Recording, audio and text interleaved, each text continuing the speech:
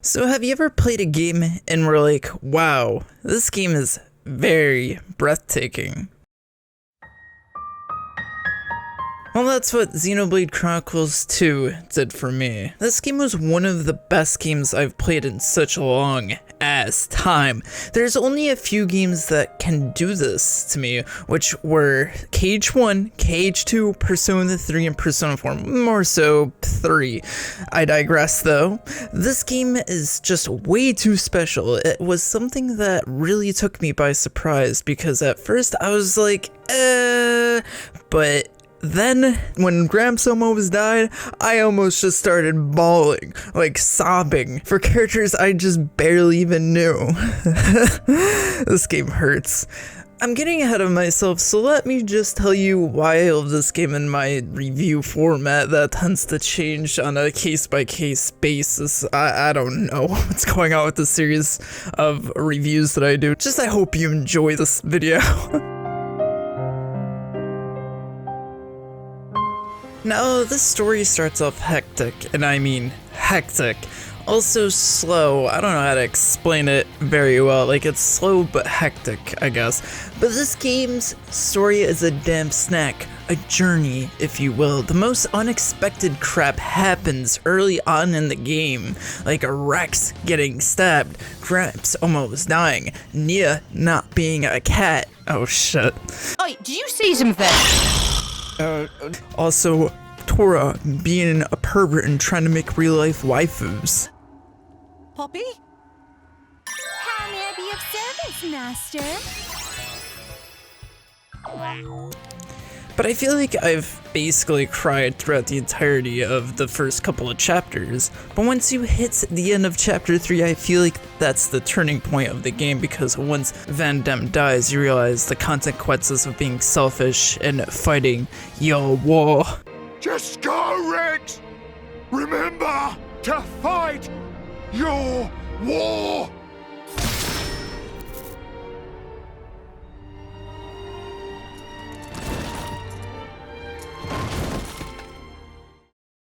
This part of the game I really liked because it took the chance to show the player not every character that you interact with or is in your party will stay alive for the whole game.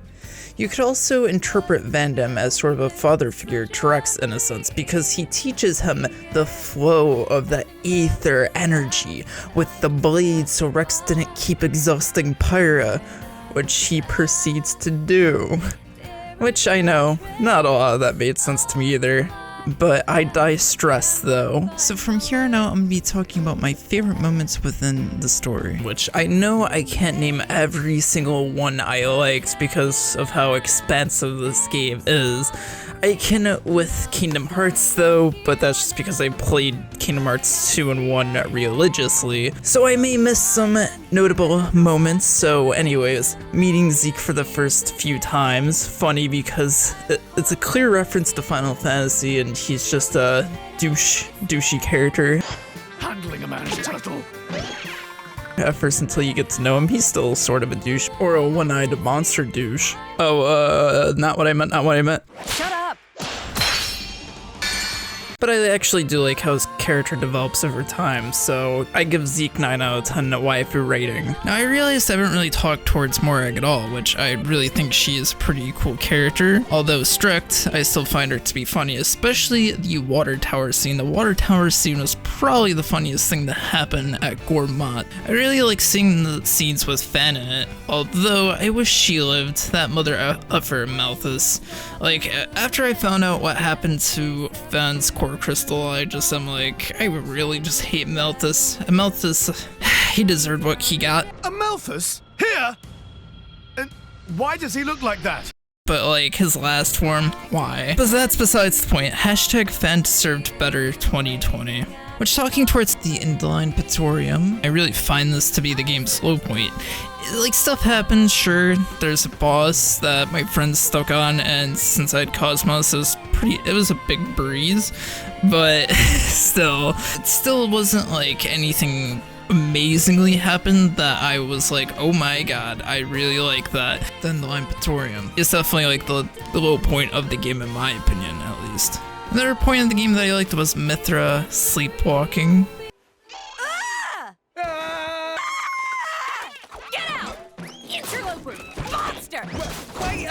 would you? Now! Also, Nile being revived by Neo, even though Neo's story was implemented late, I still appreciate, I guess, an explanation for her damn powers. But even so, I still found this moment to be really, really sweet because Nile definitely did not deserve to die. Also, the Poppy and Lila battle was pretty great to see. I really wish I would have gotten the third phase of Poppy, but I never did that quest, and I also don't think I leveled up Poppy enough, which, I mean, if I cared enough about Poppy, I probably would, but god damn, I really wish they wouldn't have implemented her leveling system to be tied to such a system to where you need to grind out a arcade game. It hurts. Like, I don't really mind playing it, especially with how easy it is and how easy I found it to be. Over time, it's just time consuming. One thing I found to be a nice touch is them showing Rex's home and giving him a backstory, especially on the Letharian Titan. Such a good part in the story for the music to just be so damn peaceful. I also really enjoyed seeing Jin's backstory unfold. Now, it was quite, vague in the story. It wasn't so vague where you didn't understand it, but it didn't show everything, which is what the Torna, the Golden Country, does. So I might be streaming it on twitch.tv/TheLastStress if you want to see my initial reactions to the story. Shameless promotion. But really, what's in the base game already has me enticed to play this DLC at some point after I beat these data bosses in Kingdom Hearts 3. But after that, I'll definitely be playing the living crap out of this, because I've been meaning to come back and play this. Now, I could seriously keep going on and on and on about this story, but it's too much. I'd be here for an hour or even 3 to scratch the damn surface to what I love about this damn story, so I'm making this awful transition to the gameplay. I'll be talking towards the ending of the game by the end of this video, so stick around. I'll make these next sections shorter, so that's not, this big. This is just kind of my just screaming about this game and why I love it, so onto the gameplay. Okay, gameplay. It's aight. Now, I probably don't understand a lot of the mechanics because I'm an idiot who's like tutorials. Psst. Who needs that? Xenoblade every 2 seconds at the start. This up, just we'll win for sure. My thoughts are... How does one do a blade combo? Anyways, I really find the combat to be good, but also a little tedious and slow, especially at the beginning. So that's where I was talking about the slow factor that came into play earlier. I know I said I couldn't explain it, but more so the flow in battle basically makes it feel slow at the beginning, even though the game has a chaotic start. Fighting enemies on that first mission was just, it felt disgusting, which is why this game gave me meh vibes at first. But once I passed this point and reached about chapter 2, I started to get a grasp of the combat. Like, it's not hard, just a little tedious to get used to compared to other games I'm used to anyways. So, from what I gathered, is to make sure you keep flicking the analog stick up to do fast text to build up arts. Then, once you use arts, switch blades to use their arts, and once after that, switch to your most powerful blade and nuke them with the damn special. I'm seriously not sure what the thing on the right is. I'm just calling it a special. Please. Please don't kill me in the comments. Which I didn't realize how to use blade combos till about chapter 6 or 7. I want to say even by the end of the game, I don't think I fully realized how to use all attacks properly. But with all that being said, I still really liked this combat. Although them cinematics make me pretty jealous to what I would like to be doing. Once I was grinding some skill trees, I started to feel immensely good at the combat. Take this combo for example. I'm even shocked that I even got this type of good at it. It's still probably the same combo over and over again, but still it does damage and I like damage. With all that being said, I warmed up to it. Let's just say that. So, since we're on the topic about combat, let's talk about the blades. Well, I can tell you they are very intriguing, have character, and... You were staring. Huh? Pervert! Okay, jokes aside, every legendary slash rare blade seems to have its own story. There are a few uninteresting ones, which are a few of them that I got that I was like, I don't really want to use this guy, but they have their story and it's there for you, you know. Which there were some skill trees I didn't finish, like do nice things for people. What does this mean? It's just so vague that it doesn't really tell you, which, I mean, if you would have known before on how to do it, that would have been great, but the game doesn't tell you at all, so I got really confused at this point. It just hurts, you know, like, I really wanted to use this blade, but I was just held back because I didn't know how to do nice things for people, so I guess I was just a mean asshole the entire game. But the ones that weren't, like, so tedious that I actually did most of was Kos Mos, Mithra, Sheba, Bridget, and Jormark, which I seriously did not, like, have a problem really using them. I found them to be, like, fun to actually get their skills unlocked. It's just the ones with the tedious damn quests that really annoy me. Enough about ranting about that, but those blades I really had fun using, and especially Sheba. She is OP. I kept getting this blade combo that I mentioned earlier, and I just had a lot of fun, and I think she's an OP blade.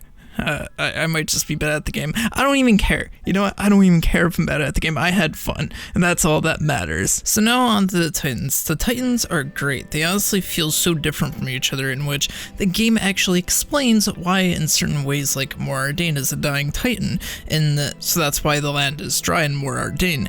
Genbu is cold because they keep taking the Titan's energy to create more core crystals to sell them, which is a cool touch to have an explanation to the environment changes on the different Titans. My favorite ones are Gormott, Genbu, and the Letharian Titans. Now, I probably said that wrong, which I'm sorry in advance, but hey, I still really like that Titan. Besides Spirit Crucible Elpis, absolutely screw that area. I absolutely hate that area. You literally get nothing from it. I know it's meant to be some sort of awakening for X, but no, still just screw this area. You're just so limited in not having Mithra or Pyra. You're even more limited in not being able to build up your specials. Just completely screws you, and it hurts, especially once you get to the apparition of Adam. That part's even worse, because if you die, you have to refight as many as you can again.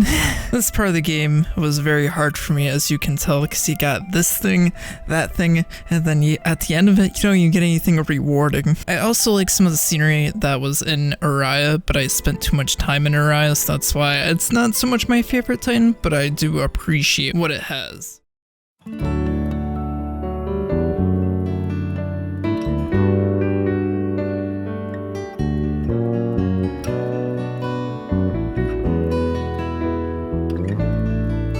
Lastly, my final thoughts on the game. As you can tell, I talked about this game greatly. I really appreciate this game a lot.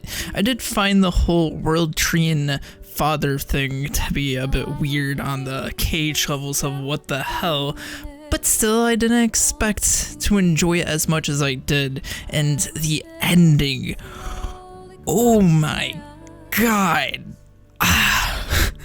Do I even need to explain how freaking painful that ending almost was for me? It almost broke me, okay? Oh my god. Like, I was just so afraid that Pyra and Mithra wouldn't come back, but they did. And it made me super happy, and it just made me appreciate the game just way more, because if it would have just ended with that ending, I would have just been like, oh no. Would have made me just sad. Anyways guys, thank you so much for watching the video. I very much appreciate it. If you want to have an extended discussion, leave a comment or join the Discord, because sometimes YouTube will be like, oh, we don't feel like showing your comment, so that it gets held for review and I just don't see it. So if you want an extended discussion, I highly recommend you join the Discord server and I'll talk with you there.